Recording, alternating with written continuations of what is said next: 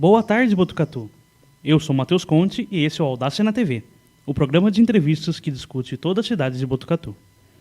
No episódio de hoje, convidamos o jornalista Alceu Luiz Castilho, fundador do Observatório de Olho nos Ruralistas, para falar sobre seu último livro, O Protegido: Por que o País Ignora as Terras de FHC. Alceu, boa tarde, pode se apresentar? Boa tarde, eu sou jornalista, formado em 1994 e trabalhei por muitos anos na grande imprensa e depois comecei a tocar os próprios projetos, uma agência de notícias, e depois que eu lancei esse livro Partido da Terra em 2012, a partir do ano seguinte eu comecei a desenvolver o que foi o embrião desse observatório, que é o De Olho nos Ruralistas, um observatório sobre agronegócio no Brasil, seus impactos, seu poder político e econômico e seus impactos sociais e ambientais. Perfeito. E então, primeiramente, Alceu, o que te motivou a escrever esse livro do FHC? Bom, primeiro os fatos, as notícias. Não dá para brigar com elas. Em 2018, 2017 ainda, eu estava até me recuperando de uma cirurgia, aí vendo televisão, estava vendo o Jornal Nacional, aí apareceu o Emílio Odebrecht falando das doações. Durante as operações da Lava Jato, durante os depoimentos, falando de Caixa 2, declarando que tinha dado da Caixa 2 para a eleição do Fernando Henrique Cardoso, para eleições do FHC. E eu falei, olha... e aí apareceu o Fernando Henrique com aquele jeito dele, minimizando tudo, né? Nada sei de nada. Eu falei, olha, quem sabe aqui nos nossos temas agrários, ambientais, a gente possa achar alguma coisa sobre essa história, já que eu sabia que a Odebrecht tem um braço agrário, aliás, tem vários braços agrários, então poderia ter algum contato por aí, nunca ninguém tinha feito nada aprofundado sobre isso. Bom, aí eu fui atrás e constatei que tinha, sim, que existia uma história de uma fazenda do Fernando Henrique, do Fernando Henrique e dos filhos, e que existiam ali conexões indiretas com a Odebrecht, algumas não tão indiretas assim. E fui me aprofundando na história até chegar a uma série de reportagens que foi publicada no site. Isso eu só fui acabar em 2018, e no site do De Olho nos Ruralistas foi uma série de 27 reportagens inicialmente, com vários temas, vários desmembramentos, que deram origem ao livro O Protegido. O livro é uma versão atualizada em 2019, com informações atualizadas, com alguns desmembramentos em relação a esse trabalho de 2018 no próprio site do Observatório. E, Alceu, qual que é o tamanho estimado do patrimônio latifundiário do FHC? É só esse sítio aqui em Botucatu? Tem outros em outros estados? Não é um sítio. O sítio é o que eles falavam que era a propriedade atribuída ao Lula. Sim. O sítio do Jacob Ittar. Isso era um sítio pequeno, de alguns poucos hectares. A gente está falando de uma dimensão maior, dezenas de vezes maior, né? Portanto, de uma fazenda. Não chega a ser um latifúndio, mas para o estado de São Paulo é um tamanho médio de fazenda. E em Botucatu, 2 fazendas, aliás, que foram compradas em 2012, somando 240 hectares. E aí na região da represa do Rio Pardo. E isso foi feito, foram duas compras, uma de 3,6 milhões e outra de 640 mil, em 2012, em nome da Goitacazes Participações, empresa em nome de Fernando Henrique e dos filhos, na época. Depois quando a série foi publicada, o Fernando Henrique tinha saído da sociedade, aí ele aproveitou para falar que, não sou mais sócio e tudo. Aí, quando eu estava finalizando o livro, aos 44 do segundo tempo, eu vi que o Fernando Henrique, em junho de 2019, eu vi que o Fernando Henrique tinha voltado para a sociedade. Dessa empresa que comprou essas duas fazendas na beira do Rio Pardo, ao lado da Cachoeira Véu da Noiva. Uhum. E por que o senhor acredita que Botucatu tenha sido escolhida pelo Tucano para basear sua fazenda? Pois é, aí vamos tentar entender geograficamente. Para vocês de Botucatu é até mais fácil, né? Esse canavial, onde ficam as propriedades de Fernando Henrique e dos filhos, dos 3 primeiros filhos, o canavial fica entre a Cachoeira Véu da Noiva e uma empresa, a Boa Vista, que é uma empresa hoje de um grupo belgo-holandês, mas que era de um personagem-chave desse livro, que é o Jovelino Mineiro, que é um empresário, um fazendeiro, com várias propriedades em Botucatu e região, e que era o dono dessa empresa de genética bovina. Era o dono, portanto, do terreno, né, da fazenda, e dono da empresa vendida a esse grupo. Então, não é coincidência que as terras de Fernando Henrique estejam encravadas entre essa área e a área da prefeitura, Cachoeira Véu da Noiva. Uhum. Acho que a gente vai ver agora, ao longo da conversa, esse Jovelino Mineiro, que o Fernando Henrique chama de Nê, o compadre do Fernando Henrique, compadre, o filho do Jovelino Mineiro, que é outro personagem que estudou aí na Demétria, né, o Bento Mineiro, ele assoprava as velhinhas do Fernando Henrique durante os aniversários do Fernando Henrique no Palácio da Alvorada. Então, estamos falando de pessoas muito íntimas da família Cardoso. E a gente vai ver aí que o Jovelino Mineiro, que já tinha histórico com propriedades em Botucatu, em outra área do município, né? Vocês sabem que Botucatu é um município muito grande, do tamanho de São Paulo. São Paulo é o 9º maior município do estado de São Paulo, Botucatu é o 10º. Em outra área, ele já tinha tido fazenda muito maior, inclusive, ele, Jovelino Mineiro. Então, basicamente, o motivo de o Fernando Henrique ter coisas aí é que o Jovelino Mineiro e família tinham propriedades aí, e Jovelino Mineiro é um operador agrário, é o braço agrário do Fernando Henrique. Jovelino, segundo a Miriam Dutra, que é a jornalista que foi namorada, né, do Fernando Henrique, teve um filho com ele, esse Jovelino Mineiro era o operador, palavra dela, do FHC.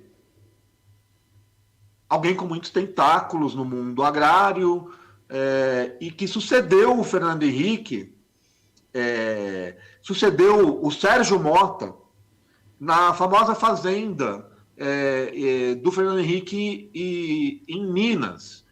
Era uma sociedade do Fernando Henrique com o Sérgio Mota, o ex-ministro das Comunicações. Quando o Sérgio Mota morreu, o Sérgio Mota era um super-ministro do governo FHC. Fazia muito mais que mexer com comunicações. E aí o Fernando Henrique era sócio com ele, depois ficou sócio com a viúva do Sérgio, a Vilma Mota, e aí depois a propriedade passa, essa em Minas, passa para o nome dos filhos do Fernando Henrique, o Paulo Henrique, a Luciana e a me fugiu o nome dela agora, e a terceira filha, e para o nome do Jovelino Mineiro. Jovelino sucede a Vilma Motta, portanto, e os filhos sucedem o Fernando Henrique. E essa sociedade, no caso, seria Goitacazes? Ou não? É outra coisa? Não, em Minas era outra empresa. Aí certo. eles pegam, segundo o Fernando Henrique me disse em entrevista por tabela, por meio da Fundação Fernando Henrique, Fundação FHC, parte desse dinheiro da venda foi utilizada na compra dessas terras em Botucatu, insisto, por 4,2 milhões, somando, né, na época 2012. Quanto que seria hoje? Você teria que fazer um cálculo aí, mas digamos que mais ou menos o dobro, né? Ou quase isso. Uhum. Então, por esse bloco é isso. Agora a gente vai para um breve intervalinho. Continue ligado aqui na RCB Live TV, que temos ainda muito assunto para conversar.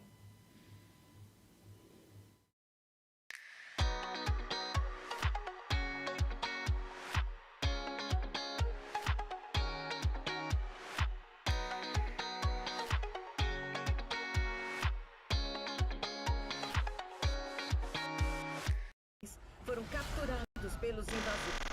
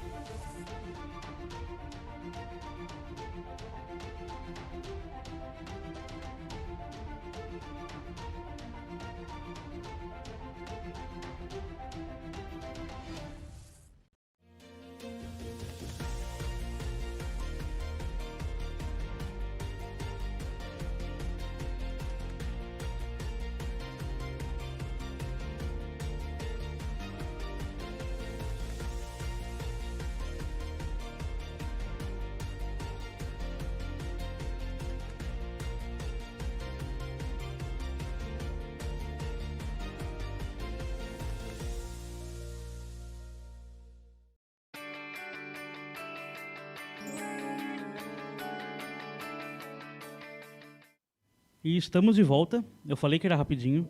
Esse é o Audácia na TV e estamos aqui com o jornalista Alceu Luiz Castilho, fundador do Observatório de Olho nos Ruralistas.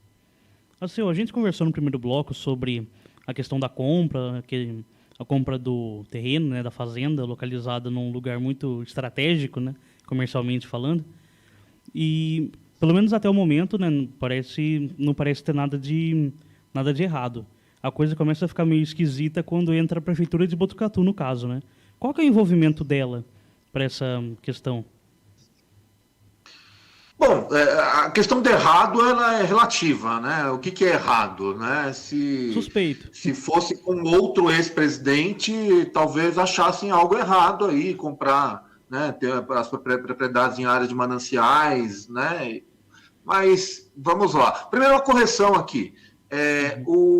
Eu falei Boa Vista, não é Boa Vista, é Bela Vista, Central Bela Vista, que é a empresa aí de genética bovina, que era do Jovelino Mineiro, contígua às terras do Fernando Henrique. Não são terrenos, tá? São fazendas mesmo.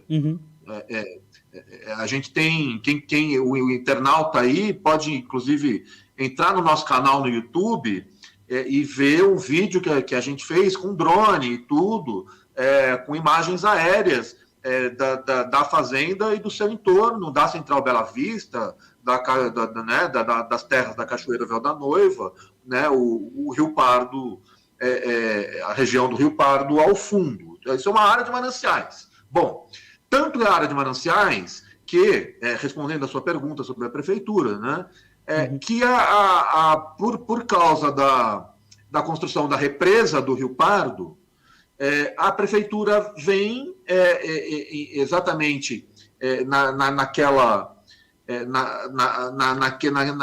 em 2018, né, na transição entre 2017 e 2018, desapropriar as terras necessárias para a construção da represa. Obviamente, muito proprietário não quer, né? Quer me dar um dinheiro aí. Né? Você quer, a terra é minha, eu quero um dinheiro em troca.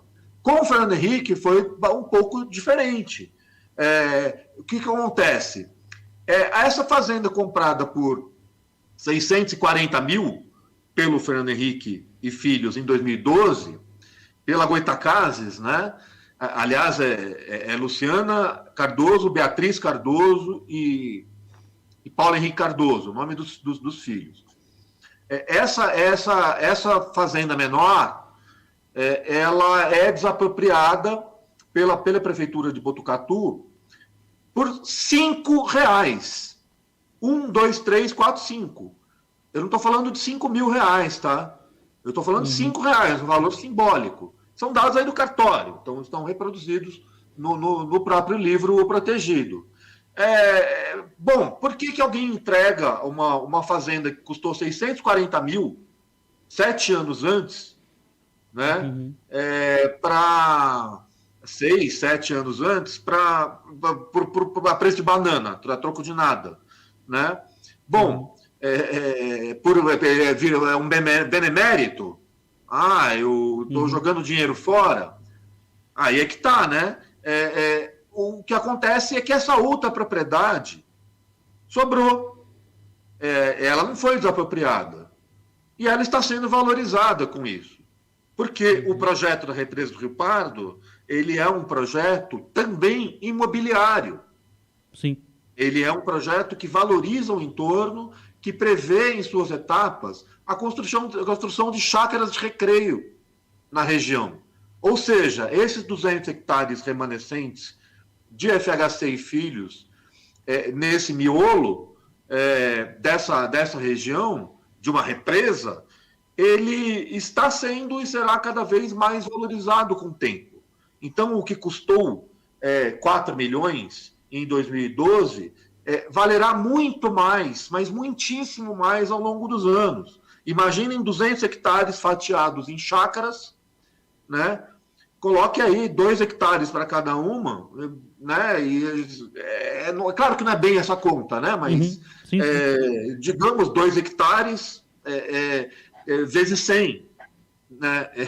E quanto que custaria cada unidade dessas, né? Evidentemente, não seria um preço de banana numa região que vocês sabem né, o valor que tem toda essa região, Demétria e tal, né, indo, evidentemente, um pouco para baixo, você tem essa região ultravalorizada como um projeto da Prefeitura de Botucatu, diga-se de passagem, Prefeitura tucana. A gente está falando de um fundador do PSDB. E o detalhe assim, que eu acho que é a cereja do bolo dessa história toda. Na hora de agradecer os proprietários que cederam as terras para a construção da represa, o prefeito Pardini, ele agradeceu a quem? Ele agradeceu ao Fernando Henrique? Ele agradeceu a Luciana Cardoso? Ele agradeceu ao Paulo Henrique Cardoso? Não, ele agradeceu ao Jovelino Mineiro. Ele agradeceu aos holandeses, que também cederam lá um naco da propriedade deles, os holandeses para quem o Jovelino tinha vendido já a fazenda, a empresa, a Bela Vista. Então, por que o Pardini agradeceu o Jovelino Mineiro? Interrogação. Eu gostaria de saber, porque ninguém me respondeu. Por que o Jovelino Mineiro agradeceu, por que o Pardini agradeceu o Jovelino Mineiro se foi o Fernando Henrique que deu as terras? Então, onde acabam, a pergunta onde acabam as propriedades do negócio do Fernando Henrique e onde começam os de Jovelino Mineiro? Né? Fernando Henrique que passou Réveillon durante a presidência, Réveillon aí, passou aí em Pardinho, né? Muito perto, portanto, né, de tudo isso que a gente está falando, né? Em fazenda de luxo do Jovelino Mineiro. Fernando Henrique, que quando acabou a presidência, quando acabou em 2002, né? No início de 2003, Fernando Henrique foi para onde? Foi para Paris. Não foi para Paris? O famoso apartamento de Paris é de quem? É da mulher de Jovelino Mineiro. É da mulher de Jovelino Mineiro, filha de um ex-governador de São Paulo. Então, a relação entre Fernando Henrique e Jovelino Mineiro está muito mal explicada. A relação entre Pardini e Jovelino Mineiro também está muito mal explicada. E é fato que essas terras estão sendo e serão valorizadas com esse projeto tucano, apoiado por um governo estadual tucano. Então, fazendo até um paralelo que o senhor mesmo fez com o caso do sítio de Atibaia, do ex-presidente Lula, meio que seria Jovelino Mineiro seria o amigo no caso do Lula, né? Seria o apartamento não, perdão. O sítio, né, a fazenda, seria do amigo do FHC, que seria o Jovelino, no caso. É muito mais que isso. O Jacob Ittar não tem poder econômico nenhum. É um sítio lá em Atibaia, sítio, gente, é algo pequeno, né? Tem um controvérsia em relação ao número de hectares lá, né? Mas jamais poderá ser considerado uma fazenda aquilo, né? Umas poucas dezenas de hectares, conforme as elucubrações da justiça. A gente sabe como foi, como foram as investigações da Lava Jato sobre o Lula, né? E a gente está falando de alguém, Jovelino Mineiro, com poder econômico, com vastas extensões de terra, né? Em boa parte herdadas do ex-governador, do sogro dele. Além disso, o Jovelino Mineiro é muito influente na sociedade rural brasileira. Hoje, o próprio filho dele, o Bento Mineiro, que, insisto, estudou aí na Demétria, ele também é influente na sociedade rural brasileira, que é uma organização centenária de defesa da pecuária, da agricultura paulista, da aristocracia, né, brasileira, e a organização centenária que funciona, por sinal, no mesmo prédio da Fundação Fernando Henrique Cardoso. E funciona no mesmo prédio por uma escolha do Jovelino Mineiro. Olha o Jovelino Mineiro aí de novo, gente. Isso lá no Anhangabaú, né, do lado do Teatro Municipal, em São Paulo. E, evidentemente, uma região muito valorizada, um andar inteiro que pertencia ao Salão do Automóvel, onde hoje fica a Fundação Fernando Henrique Cardoso. A gente está falando de algo muito mais valioso, do ponto de vista monetário mesmo, do que a fundação, a sede do Instituto Lula, no Ipiranga. A gente está falando de algo muito mais valioso do que o sítio atribuído ao Lula. Né? O sítio é do Jacob Ittar. Nesse caso aqui, a diferença é a seguinte: a fazenda é do Fernando Henrique mesmo.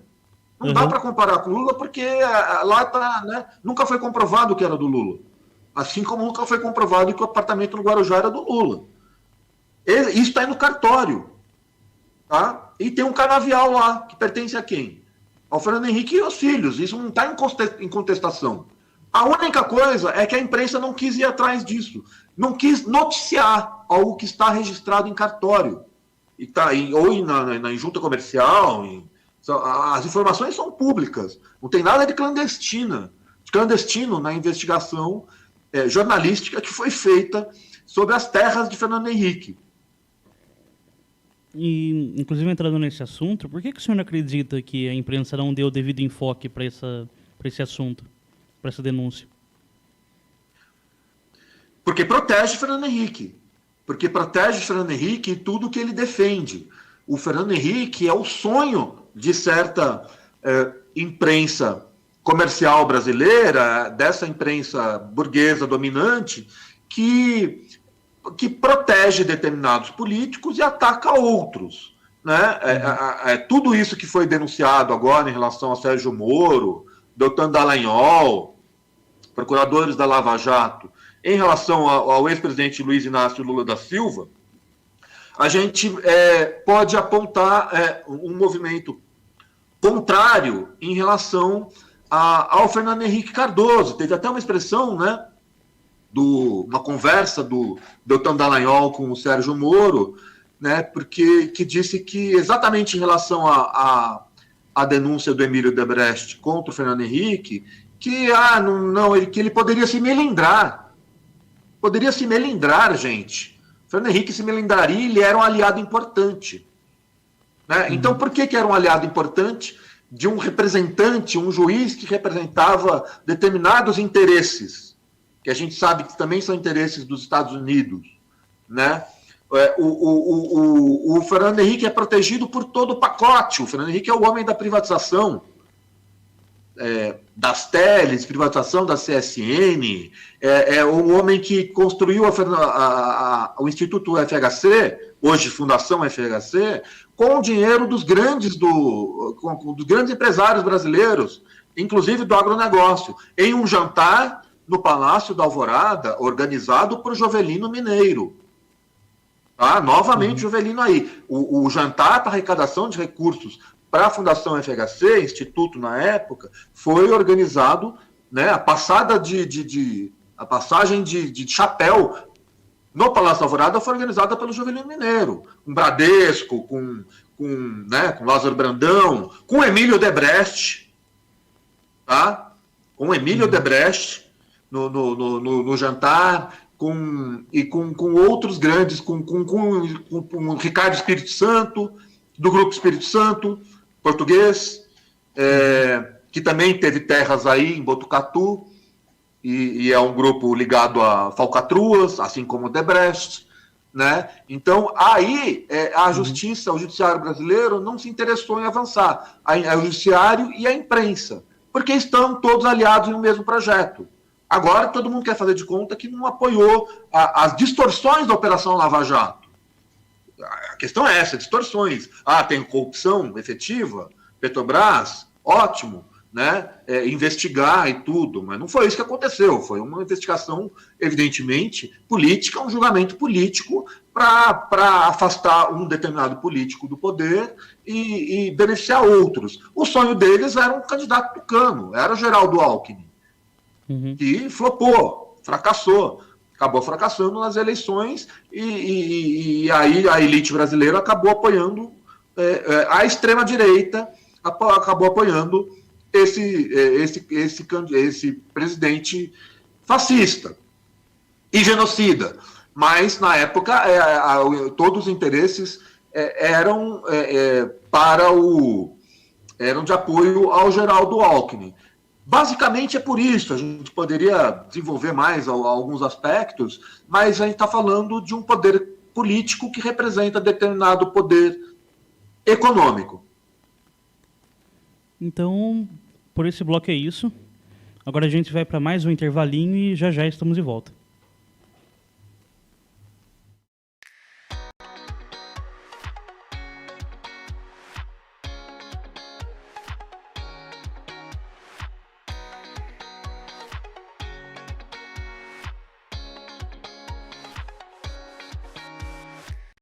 Foram capturados pelos invasores.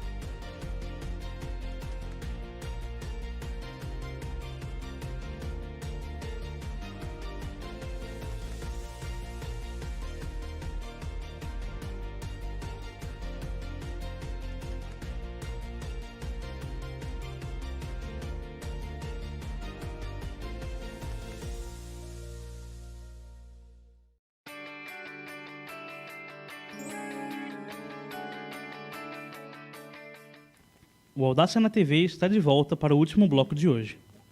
O senhor falou um pouco sobre a questão da Lava Jato e do Odebrecht. Essas negociações do Fernando Henrique e suas fazendas foram investigadas em algum momento? Não, não foram. Primeiro, um complemento aqui, eu falei de ex-governador, ex-governador, eu vi que eu não falei o nome é Roberto de Abreu Sodré, governador biônico, durante a ditadura, governador de São Paulo, que tinha várias extensões de terra em Avaré, e região, e terras que se estenderam para o oeste de São Paulo, e que, inclusive, Pontal do Paranapanema, que é uma região de grilagem, região de desmatamento. Aí a gente tem histórias ao longo do livro de desmatamento, de crimes ambientais, até de trabalho de flagrante, de trabalho infantil em terras do Roberto de Abreu Sodré, sogro do Jovelino Mineiro, terras administradas pelo Jovelino Mineiro. O Jovelino Mineiro ele cresce no agronegócio, e gruda no Fernando Henrique exatamente nesse contexto, né? Ligado a um governador biônico, governador que apoiava, evidentemente, a ditadura e a tortura, né? Bom, então, assim, para não falar, então, que não teve nenhuma investigação sobre as terras do Fernando Henrique, em nenhuma dessas histórias, eu falei de um flagrante de trabalho infantil nas terras do sogro do Jovelino Mineiro, por exemplo. Em relação a Fernando Henrique e filhos, nada. Na verdade, o que houve foi um arquivamento da denúncia do Emílio Odebrecht relativa ao Caixa 2. E aí a idade do Fernando Henrique o favoreceu. Essa denúncia foi prescrita. O crime foi prescrito pela justiça, por uma questão etária mesmo. Em pouco tempo ele se livrou mesmo. E ao contrário do que aconteceu com o Lula. Diga-se de passagem, Emílio Odebrecht e Jovelino Mineiro eram sócios em uma empresa de genética. Esse era um dos principais elos, né, entre esses personagens, né? Jovelino Mineiro e Emílio Odebrecht, sócios, literalmente sócios. E além de uma empresa, uma dessas fazendas no Oeste Paulista, arrendar terras para Odebrecht Agro, que depois mudou de nome, mas era Odebrecht Agro, um dos braços agropecuários, diz que é visto apenas como uma empreiteira. Não é só uma empreiteira, é uma grande empresa capitaneada pela empreiteira, mas com vários tentáculos. Então, essa investigação, esse crime, esse suposto crime aí, segundo o Emílio Odebrecht, de Caixa 2, não foi à frente. Existe uma minimização pela imprensa, pelo judiciário. Essa história toda de Botucatu aí, eu não tenho notícia. Também não posso dizer que não teve investigação, porque não estou pendurado no tema. Desde que saiu o livro, podem ter acontecido outras coisas aí na região, mas em princípio me parece, vocês de Botucatu talvez saibam melhor do que eu, que não existe muito interesse em investigar assuntos relativos ao poder tucano da região, esse que se manifestou, né, inclusive na Assembleia com um deputado com tentáculos tucanos, né, apalpando uma colega, uma deputada, ou seja, assediando uma deputada em plena Assembleia Legislativa. Essa gente ela é blindada sob vários aspectos. Agora, o que eu gostaria como jornalista é que pelo menos as pessoas fossem informadas disso, que os eleitores fossem informados para tomarem a própria decisão. Mas no momento em que a imprensa de massa ela esconde, a gente tem uma desigualdade brutal. A gente fica aqui escrevendo na imprensa alternativa, essa imprensa que não é bancada por empreiteiras e por grandes empresas, não é? E bancos, etc. E ou um livro alternativo, um livro editado pela imprensa alternativa, por uma editora pequena também. A gente esteve na Demétria lançando o livro, conversei, dei entrevista local, mas mesmo a imprensa aí escrita não quis dar muita bola para a história, não. Uhum. Eu te garanto que desde o lançamento do livro, eu que acompanho a imprensa aqui de Botucatu, não saiu nada a respeito, não.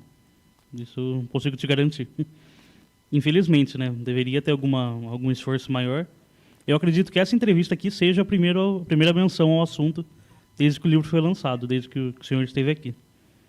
Creio eu. E qual que é a relação entre os livros Partido da Terra e o Protegido? É certo dizer que uma é consequência do outro, pelo assunto que aborda? Sim, é consequência na medida em que o observatório que eu coordeno, o De Olho nos Ruralistas, é um descendente direto do livro Partido da Terra. O livro Partido da Terra ele trata de políticos ruralistas pelo Brasil, inclusive em esfera municipal. Não é só a bancada ruralista no Congresso, não. É nas assembleias, nas prefeituras. E eu analisei dados de mais de 5.500 prefeitos e mais de 5.500 vice-prefeitos, né? Mais de 11 mil políticos de prefeituras eleitos em 2008 e depois os dados de mais de 500 deputados estaduais, federais, senadores, suplentes de senadores, governadores, até o então vice-presidente da República. A presidente era Dilma e não tinha terra nenhuma, né? Não tinha terra rural. O vice, sim, o Michel Temer, na época, tinha, e aparece no livro também. E aí, depois o livro foi lançado em 2012. Aí era a época do Código Florestal, da aprovação do novo código, e o livro circulou muito entre ambientalistas, eu participei de eventos, um dos eventos foi um ciclo de debates, que levou o nome do livro, um ciclo de debates Partido da Terra, com 6 debates aqui em São Paulo, com ambientalistas, um monte de gente, e nesse ciclo de debates surgiu a ideia de um observatório sobre agronegócio. Foi quando, em 2013 e 2014, a gente colocou no ar lives, o que se chama hoje de lives, entrevistas, que já com o nome De Olho nos Ruralistas, o nosso perfil no Twitter, por favor, nos sigam, @De Olho no Agro, o nosso Twitter está lá desde 2013, nosso Facebook desde 2014, porque já existia esse embrião do projeto que só foi ser efetivado como site, como cobertura regular do agronegócio, em 2016. Da política, a gente expande o tema para o agronegócio como um todo, que tem o tentáculo político, os tentáculos políticos, mas que é algo mais amplo que isso, né? Enfim, é algo relativo ao poder econômico, com tudo que isso implica, né? Com toda a territorialização pelo país e pelo mundo, e os conflitos decorrentes disso. Perfeito, então. Aproveitando que o senhor falou sobre o Twitter, encerrando a nossa entrevista, por onde que a gente pode comprar seus livros?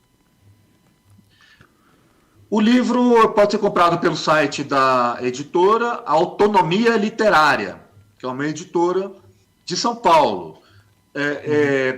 Ele está disponível também em outros sítios pela internet. É melhor até falar sites, né? Porque sítio podem confundir com outra coisa. Mas, em princípio, o site da Autonomia Literária mesmo, é só fazer a busca aí, que vai cair lá, a busca pelo nome também, O Protegido, porque o país ignora as terras de FHC, meu nome é Alceu Luiz Castilho, então... Alceu Castilho e De Olho nos Ruralistas também estão no Twitter, no Facebook, no Instagram e no YouTube. O YouTube, a gente pede que se inscreva no canal, inclusive, e tem lá, vai ser muito importante ver, né, ver a Fazenda, né, ou as Fazendas na época, concretamente, com drone, com tudo, para se ter uma ideia melhor, né? Vocês conhecem a região, vocês vão reconhecer, é naquele canto lá e tal, e ver que tem lá um canavial, né? Não é um sítio de lazer, né? Como onde o Lula ia lá do Jacobitar. É um canavial. Só tem cana lá. Só cana e mais cana. Né? O príncipe da sociologia brasileira tem um canavial em Botucatu, árido em área de mananciais, e a imprensa brasileira não quer falar disso, porque é uma imprensa venal, porque é uma imprensa vendida, corrupta. Perfeito. Então, com isso, a gente encerra mais esse Audácia na TV, o programa que discute Botucatu. Muito obrigado pela participação, pode se despedir.